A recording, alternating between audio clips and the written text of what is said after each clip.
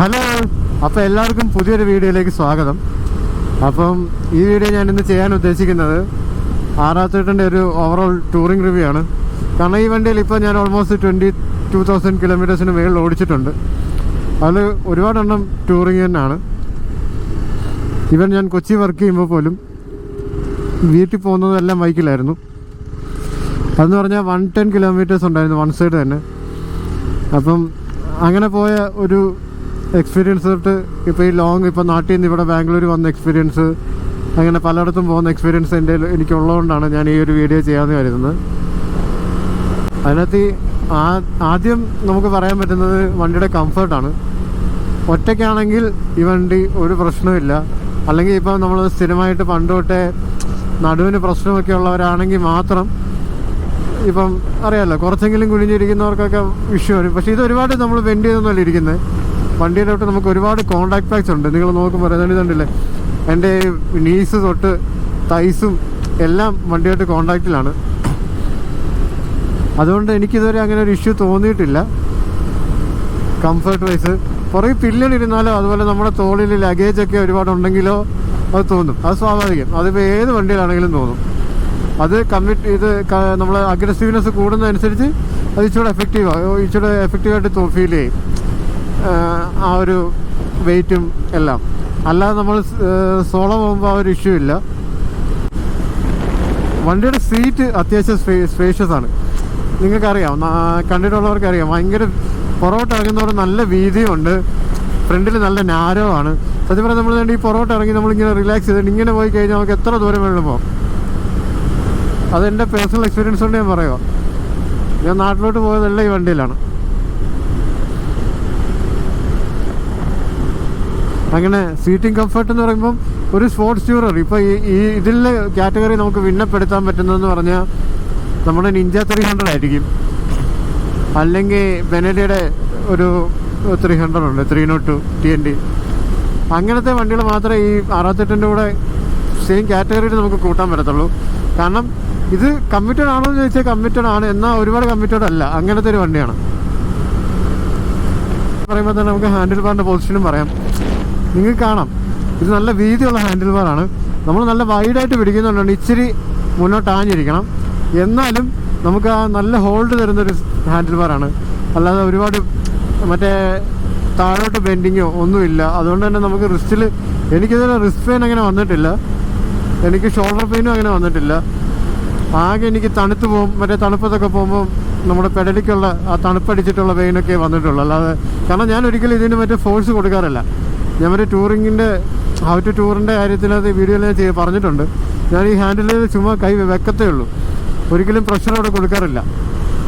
അങ്ങനെയാണ് വണ്ടി ഓടിക്കേണ്ടത്. നമ്മൾ സ്റ്റിയർ ചെയ്യാനും പിന്നെ ഈ ലിവേഴ്സ് യൂസ് ചെയ്യാനും ഒക്കെ വേണ്ടിയാണ് നമ്മൾ ശരിക്കും കയ്യിൽ ഇത് വെക്കേണ്ടത്, ഒരു ചെറിയ ബാലൻസിന് വേണ്ടി. അല്ലാതെ നമ്മൾ ഇതിൽ ബലം കൊടുത്ത് ഇത് മുറുക്കി പിടിക്കേണ്ട കാര്യമില്ല. അടുത്തൊരു കാര്യം എന്ന് വെച്ചാൽ ഫ്യൂൾ റേഞ്ചാണ്. അതിലാണ് ഈ വണ്ടി ആക്ച്വലി ഒന്ന് ഡൗൺ ആയിട്ടിരിക്കുന്നത് ടൂറിങ്ങിൻ്റെ പെർസ്പെക്റ്റീവിൽ. കാരണം 11 ലിറ്റർ ടാങ്കേ ഉള്ളൂ വണ്ടിക്ക്. അതുകൊണ്ട് തന്നെ ഇപ്പം നമുക്കൊരു ഫുൾ ടാങ്ക് അടിച്ചാൽ പോലും 300 താഴെ കിലോമീറ്റർ ഓടാനൊക്കത്തുള്ളൂ, അല്ലെങ്കിൽ 300 കിലോമീറ്റർ അറൗണ്ട്. അല്ലാതെ നമുക്ക് അതിൽ കൂടുതലൊന്നും ഒരു സ്ട്രെച്ചിൽ ഓടാനൊക്കത്തില്ല. പക്ഷേ അതുകൊണ്ടിപ്പോൾ നമ്മൾ കണ്ടില്ല, ഇപ്പോൾ ഒരു 90, 100, 110 ആ റേഞ്ചിലൊക്കെ പോയി കഴിഞ്ഞാൽ നമുക്ക് ഇൻഷ്യൽ മൈലേജ് 50 km കാണിക്കും. പക്ഷെ അത് പലരും ചോദിക്കും, അത് എന്താ റിയൽ ആണോ? അതങ്ങനെയല്ലല്ലോ, ചുമ്മാർക്ക് ഒരു ജസ്റ്റ് ഒരു ഗസ് പോലത്തെ സംഭവമല്ലേ ഇത്. പക്ഷേ നമ്മൾ ആ ഒരു ഇത് മെയിൻറ്റെയിൻ ചെയ്ത് പോയി കഴിഞ്ഞാൽ നമുക്ക് നല്ല മൈലേജ് കിട്ടും. കാരണം RPM റേഞ്ച് അതിനനുസരിച്ചാണ് ഈസി ചെയ്ത് കാൽക്കുലേറ്റ് ചെയ്യുന്നത്. അപ്പോൾ കറക്റ്റ് RPM-ൽ നമ്മളിങ്ങനെ പോവുകയാണെങ്കിൽ നമുക്ക് നല്ല മൈലേജ് കിട്ടും. 40 കിട്ടത്തില്ല, എന്നാലും നമുക്ക് 30 കിട്ടും.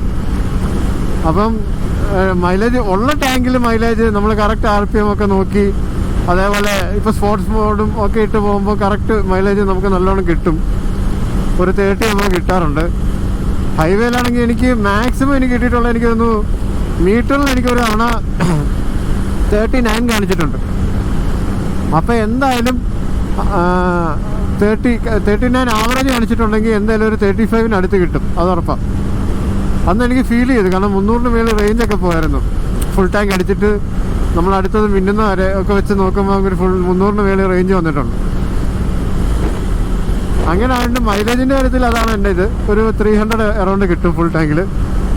പക്ഷെ അത് ഓരോരുത്തരുടെ ഡ്രൈവിംഗ് സ്റ്റൈൽസ് ഒക്കെ, നമ്മൾ അഗ്രസീവായിട്ട് ഓടിക്കുന്നതനുസരിച്ച് മൈലേജ് കുറയും, തീരെ പതുക്കെ പോയാലും മൈലേജ് കുറയും, അങ്ങനെയാണ്. ഇനി ഞാൻ പറയാൻ പോകുന്നതെന്ന് വെച്ചാൽ നമ്മുടെ റൈഡിങ് മോഡിൻ്റെ ഇൻവോൾവ്മെൻ്റ് ആണ്. ഇപ്പം ടൂർ ചെയ്യുമ്പോൾ ഏത് മോഡ് യൂസ് ചെയ്യണമെന്നൊക്കെ ഞാൻ മാത്രമല്ല, ഒട്ടുമിക്ക ആൾക്കാർ യൂസ് ചെയ്യുന്നത് സ്പോർട്സ് മോഡും ട്രാക്ക് മോഡുമാണ്. അതിൽ സ്പോർട്സ് മോഡ് യൂസ് ചെയ്താൽ നമുക്ക് എല്ലാ ഡീറ്റെയിൽസും ഇതിനകത്ത് മീറ്ററിൽ കാണാം.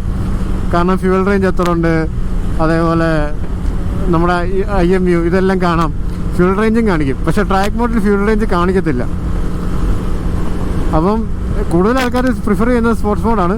ട്രാക്ക് മോഡും വലിയ പവറെല്ലാം സെയിം ആണ്, എനിക്കങ്ങനെ വലിയ വ്യത്യാസമൊന്നും തോന്നിയിട്ടില്ല സ്പോർട്സ് മോഡും ട്രാക്ക് മോഡും തമ്മിൽ. ആകെ ഇൻഫോമീറ്ററും പിന്നെ ഡിസ്പ്ലേ ഇൻഫോമീറ്ററിൻ്റെ മാത്രം ഒരു ചെറിയ ഡിഫറൻസേ തോന്നിയിട്ടുള്ളൂ. പിന്നെ ഞാൻ ആകെ ടൂർ ചെയ്യുമ്പം മറ്റേ റെയിൻ മോഡൊക്കെ യൂസ് ചെയ്തിട്ടുള്ളത് മഴയത്തായിരുന്നു. അതെന്ന് പറയുമ്പം നമ്മൾ പതുക്കെ പോയാലും സ്പീഡിൽ പോയാലും നമുക്ക് ബ്രേക്ക് പിടിക്കുമ്പോൾ ABS കൂടുതൽ ഇൻട്രാക്ട് ചെയ്യുന്നത് ഈ നമ്മുടെ അർബനിലും അതേപോലെ റെയിൻ മോഡിലുമാണ്. ഈ അർബൻ മോഡും റെയിൻ മോഡിലും ABS പെട്ടെന്ന് ഭയങ്കര ഇൻട്രസ്റ്റീവാണ്. അതൊരു സേഫ്റ്റി ഫീച്ചറാണ് ആക്ച്വലി.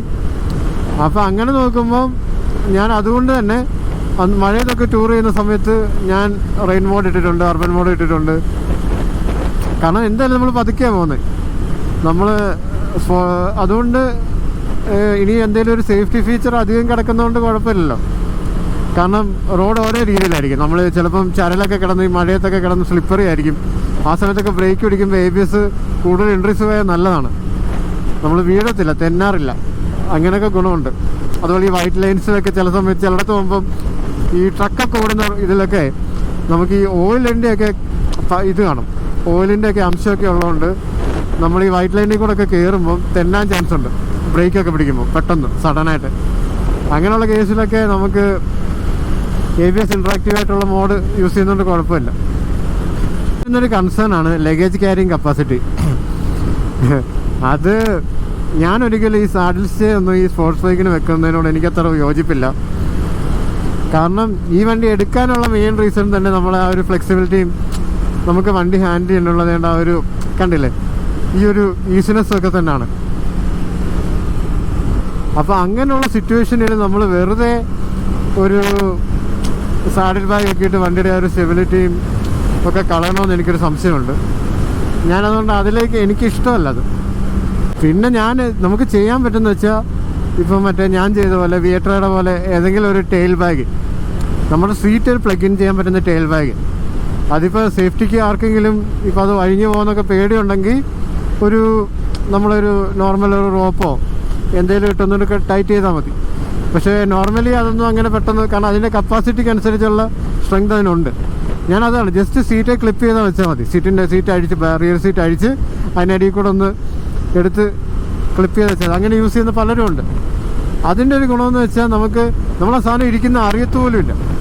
ഒരുപാട് ലഗേജായി അത് വണ്ടിയെ സ്റ്റെബിലിറ്റി ബാധിക്കുമായിരിക്കും. പിന്നെ പിന്നെ ട്രാവൽ ചെയ്യാൻ വേറെ വഴിയില്ലാത്തവർ അങ്ങനെയൊക്കെ യൂസ് ചെയ്തോ, കുഴപ്പമില്ല, അതൊക്കെ അവരുടെ ഇഷ്ടം. ഞാൻ എൻ്റെ ഒരു പോയിന്റ് ഓഫ് വ്യൂ പറഞ്ഞാണ്. ഞാൻ ഇതുവരെ അങ്ങനെ യൂസ് ചെയ്തിട്ടില്ല ഒരുപാട് ലഗേജ്. മാക്സിമം ഞാൻ ലഗേജ് കുറച്ചേ വണ്ടിയിൽ യൂസ് ചെയ്തിട്ടുള്ളൂ. അങ്ങനെ നോക്കുമ്പോൾ പിന്നെ നമ്മൾ ഒരിക്കലും ഒരു നേക്കഡ് ബൈക്കിൻ്റെയോ ഒരു ADVയുടെയോ ഒന്നും മറ്റേ ലഗേജ് ക്യാരിങ് കപ്പാസിറ്റി നമ്മൾ ഈ വണ്ടി പ്രതീക്ഷിക്കരുത്. ഇതൊരു സ്പോർട്സ് ടൂറാണ്, അതിൻ്റേതായ ലിമിറ്റേഷൻസ് ഇതിനുണ്ട് ലഗേജ് ക്യാരിങ്ങിൽ. പിന്നെ പെർഫോമൻസ്, നമ്മളിപ്പോൾ പെർഫോമൻസിൻ്റെ കാര്യം പറയുമ്പോൾ നമ്മളെ പല വണ്ടികൾക്കുള്ള പ്രശ്നം എന്ന് വെച്ചാൽ ഇപ്പോൾ ആൾക്കാർ ഇരിക്കുന്നതിനനുസരിച്ചോ ഒക്കെ വേണ്ടി ഇങ്ങനെയുള്ള വലിയ വണ്ടികളൊക്കെ വരുമ്പോൾ ഓവർടേക്ക് ചെയ്ത് കയറിപ്പോൾ ഭയങ്കര പാടാണ്. ഇതിൽ ആക്ച്വലി നമുക്ക് 3rd ഗിയർ 4th ഗിയർ നൈസാണ്, നമുക്ക് കൈ കൊടുത്താൽ വണ്ടി കയറിപ്പോൾ. 5th 6th ഒക്കെ ഇച്ചിരി ക്രൂസ് ഓറിയൻറ്റഡ് ആണ്. എനിക്കിതുവരെ അങ്ങനെ ഓവർടേക്ക് ചെയ്യുന്നിടത്ത് ഇഷ്യൂ ഒന്നും വന്നിട്ടില്ല. ഞാൻ മനസ്സ് വിചാരിക്കുന്നിടത്ത് വണ്ടി എത്താറുണ്ട്. അപ്പം അത് പവറിനുള്ള വണ്ടിയാണ്, അത് വേറെ കാര്യം. അപ്പോൾ നമുക്ക് അങ്ങനെ ഒരു ഇഷ്യൂ നമുക്കിതുവരെ തോന്നിയിട്ടില്ല. പിന്നെ ഈ പവറുള്ള വണ്ടി ആയാലും നമ്മളല്ല, ഇന്ന ഗിയറൊക്കെ ഉണ്ട്, ചില ഗിയറിലൊക്കെ ഉള്ളൂ നമുക്ക് ആ ഒരു വലിവ് കിട്ടുന്നത്. കാരണം ഒന്നാമത് ഇത് വണ്ടി ടോപ്പ് ആൻഡ് ഓറിയൻറ്റഡ് ആണ്. ഇപ്പോൾ 4th ഗിയറിലാണ്, ഞാൻ ഗിയർ ഡൗൺ ചെയ്തില്ല. വണ്ടി കയറിക്കോളും. അല്ലാതെ നോർമൽ ഞാൻ പറയുന്നത് ഹൈവേ ടൂറിങ്ങിൻ്റെ കാര്യമാണ്. അപ്പോൾ ഹൈവേ ടൂറിങ്ങിൽ ഇതൊക്കെ തന്നെ ധാരാളമാണ്. പിന്നെ ടൂർ ചെയ്യുമ്പോഴുള്ള പില്ലൻ കംഫർട്ട് എൻ്റെ അനുഭവത്തിൽ ഇതുവരെ ഒരു പില്ലനും കംഫർട്ടബിൾ ആണെന്ന് പറഞ്ഞിട്ടില്ല. സത്യം ആരും ഇങ്ങനെ, കാരണം എല്ലാവർക്കും അത് ഇഷ്യൂ ആണ്. ഒന്നാമത് പിടിക്കാനൊരു സാധനമില്ല, അതുകൊണ്ടൊക്കെ തന്നെ. പിന്നെ അവരിരിക്കുന്നതനുസരിച്ച് ഇപ്പോൾ വെയിറ്റ് കൂടുന്നതനുസരിച്ച്, പില്ലിൻ്റെ വെയിറ്റ് കൂടുന്നതനുസരിച്ച് നമുക്കും റൈഡറിനും അതൊരു ബുദ്ധിമുട്ടാണ്.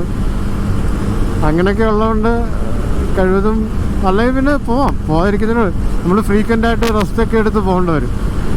അതേപോലെ ഞാൻ തന്നെ ഒരു ജെൽ സീറ്റൊക്കെ തപ്പുന്നുണ്ടായിരുന്നു. എന്നുവെച്ചാൽ അറ്റാച്ച് ചെയ്യാൻ പറ്റുന്ന ജെൽ സീറ്റ്. എനിക്ക് സീറ്റ് മൊത്തത്തിൽ ഒറ്റയ്ക്ക് മോഡിഫൈ ചെയ്യാൻ വലിയ താല്പര്യമില്ല ഇതുവരെ അങ്ങനെ തോന്നിയിട്ടില്ല. കാരണം എൻ്റെ സീറ്റ് എനിക്ക് ഭയങ്കര യൂസ്ഡ് ആയിട്ടുണ്ട്. ആകെ പില്ലിൻ്റെ കാര്യത്തിൽ മാത്രമല്ല എനിക്കൊരു പ്രശ്നം.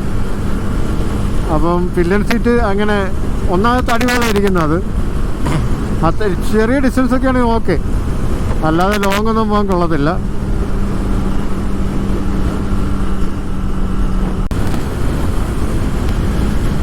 പിന്നെ അടുത്തായിട്ട് പറയേണ്ട വണ്ടിയുടെ ക്രൂസിങ് സ്പീഡാണ്. വണ്ടി ആക്ച്വലി എൻ്റെ ഒരു ഇതിൽ നമ്മൾ ഭയങ്കര റിലാക്സ് ആയിട്ട് ഓടിക്കുകയാണെങ്കിൽ ഒരു 100-120 നല്ല കംഫർട്ടബിളാണ്. ഒരു കുഴപ്പമില്ല 120 വരെ. പക്ഷേ നമ്മൾ ഭയങ്കര റിലാക്സ്ഡ് ആയിരിക്കും. നമ്മൾ ഒരുപാട് അതിന് മേലോട്ട് ഇപ്പോൾ 140 പുഷ് ചെയ്യുമ്പോൾ വണ്ടി കൂളായിരിക്കും, പക്ഷേ നമുക്ക് ഇച്ചിരി കെയർ ചെയ്യേണ്ടി വരും. ഞാനൊരു ക്രൂസിങ് സ്റ്റാൻഡേർഡ് വെച്ച് നോക്കുമ്പോൾ 100-120 വണ്ടി ഈസി ആയിട്ട് പോകും. വണ്ടി ഭയങ്കര കൂളായിരിക്കും.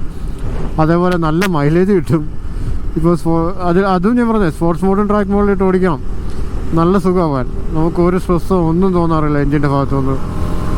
അതുപോലെ അത്യാവശ്യമായിട്ട് ഇപ്പോൾ നമുക്കൊരു ഓവർടേക്ക് കയറണമെങ്കിൽ നമുക്ക് ഒരുപാട് ഗിയറൊന്നും ഉണ്ടാവും ചെയ്യേണ്ട, ഇങ്ങനെയൊക്കെ കയറി നോക്കോളും. അങ്ങനെ ഭയങ്കര റിലാക്സ് ആയിട്ട് നമുക്ക് 100-120 ക്രൂസ് ചെയ്യാം. ഇത് ഭയങ്കര കണ്ടോ RPM ഇപ്പോൾ ഒരു 6,500 RPM ഒക്കെ കിടക്കത്തേ ഉള്ളൂ. നമുക്ക് ഭയങ്കരമായിട്ട് റിലാക്സ് ചെയ്ത് പോകാം.